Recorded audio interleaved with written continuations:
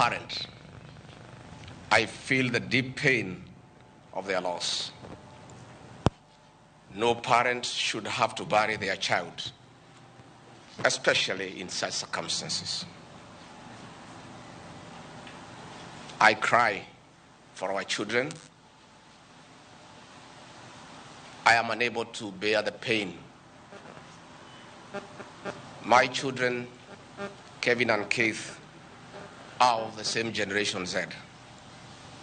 I want to put myself in the shoes of parents who have lost their young children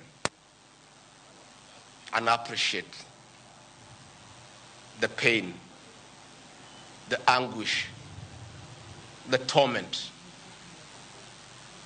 Innocent young children whose only crime was to air their views in a democratic country.